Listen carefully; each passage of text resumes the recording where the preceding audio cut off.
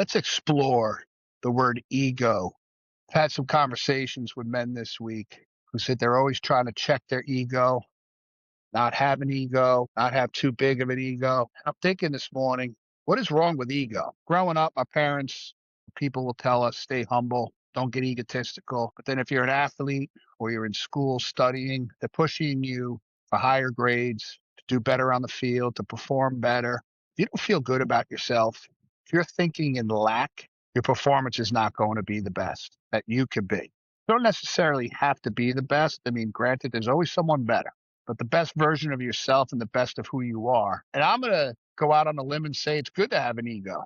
It could be your driving force, a check-in for yourself to drive you to do better, to drive to not get complacent, and to drive to have confidence that you were designed for a greater purpose. And that's pretty darn awesome. You see, I always say I have personally for myself a big ego. I wake up every day and tell myself I am awesome. People ask me, how you doing, Dr. Steve? Awesome. And they say, well, if you were having a bad day, will you tell us? I say no, because I'm brainwashing myself.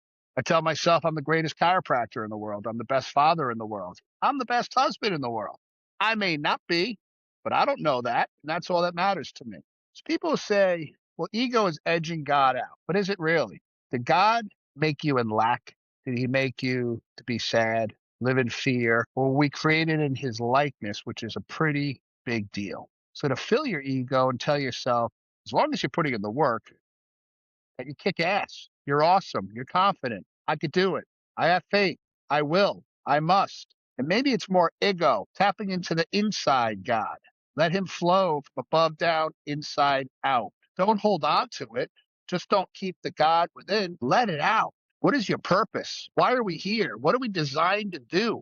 And are we doing everything we can to be better?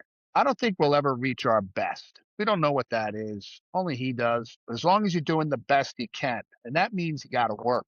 We sit around padding and looking at our down times and focusing on our fears. There's no room for ego.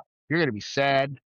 You're going to be living in lack. And we all know life never stops coming at us, and you have to adapt. And you got to be willing to step up from within and say, I got this. I'm confident. I will. I ain't going down. I'm going to fight, and I will win. That's ego. Hopefully it's big enough and you have enough faith to get through it. You always get through it. It may not be 100% the outcome what you want, but then you learn something anyway for the next time. But maybe let's address, really, is ego that bad? We're raised to study Freud, what's that guy's name? Sigmund Freud, and the id and the ego, and blah, blah, blah, blah, blah. That's man's education kind of telling us, and it's creating our perception as we get older. All that stuff humans, taught us. And maybe that crushes the ego so that we can live in lack and live under someone else's thumb. The only thing that really matters is initializing and igniting the power within. Ego. Ignite the God within you and let it out to the world. Let it out in your mission and your purpose. And it's like turning on a waterfall to drown those fears in abundance. We all have it. We're all designed the same. But the artistry of thinking that we're taught and the perceptions that we've created have been brought in by others and by our experiences. But if we ignite that power within that we each have to address that, be honest, and then design what we want our life to look like, where we want our life to be going. You got to step up and have an ego to say that you are worthy. We all are. And I speak to myself with this because it ain't always easy, but it'll always get better. We may not get the result we want, but it's the result that was meant to be at the time to teach us a lesson. And when we can embrace that and stand tall and keep walking forward and enter the room with confidence, the room of light with confidence, and a powerful mindset that you're going to crush your life for whatever your walk is, and then put the work in to create that. And that takes work. Be blessed, my friends, and share this with a friend.